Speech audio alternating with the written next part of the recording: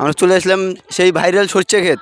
আমার এক আঙ্কেলকে জিজ্ঞেস করবো যে ওনার মনের অনুভূতিটা কীরকম হচ্ছে সরিষা বাড়িতে আসে।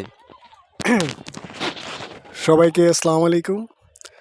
আমার বাসা হচ্ছে ঢাকাতে, ঠিক আছে। আমার গ্রামের বাড়ি হচ্ছে গাইবান্ধা। তা আমি এসে এখানে দেখলাম বিশাল এরিয়া নিয়ে সরিষা ক্ষেত। আসলে আমার খুব ভালো লাগলো। ঢাকায় থেকে এরকম প্রাকৃতিক দৃশ্য আমি কখনোই উপলব্ধি করতে পারিনি।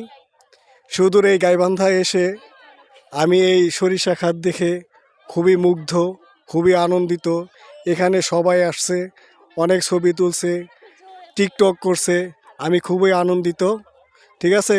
আর যারা আমারই নিল তাদেরকে অশেষ ধন্যবাদ। আপনারা ভালো থাকবেন, শুভকামনা। আপনাকে আর একটা জিজ্ঞেস করার ছিল কথা, যে যারা আসে নাই তারা এটা কি মিস করতেছে না? হ্যাঁ, যারা এই সুন্দর মনোরম পরিবেশ সরষা ক্ষেত যারা এখনও পর্যন্ত আসেননি, তারা আসলে অনেক অনেক মিস করতেছেন।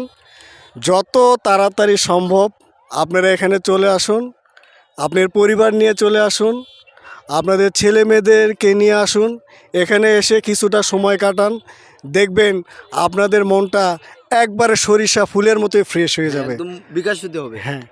ধন্যবাদ ভাই আপনাকে আমাদের একটু সময় দেওয়ার জন্য। অশেষ ধন্যবাদ আপনাদেরকেও। আমরা সেই ভাইরাল সরষে ক্ষেত টিডিসি পার্শ্ববর্তী স্থান, যেটাকে আমরা স্থানীয় ভাষায় যারা স্থানীয় তাদের সবাই জানে যে তুর্কা নামে পরিচিত। এখানে যারা পর্যটকরা আসতেছে তাদের উচিত যে শস্য ক্ষেতগুলো নষ্ট না করা। যারা চাষি ভাইয়েরা আছে তারা পরবর্তীতে এরকম ক্ষতি করলে তারা চাষ করবে না। তাই আমার সবার কাছে আমার অনুরোধ, আপনারা আসবেন, ছবি উঠাবেন, ভিডিও করবেন, কোনো সমস্যা নাই। আপনারা এই গরিব কৃষিদের শস্য ক্ষেতগুলো নষ্ট করবেন না। ধন্যবাদ।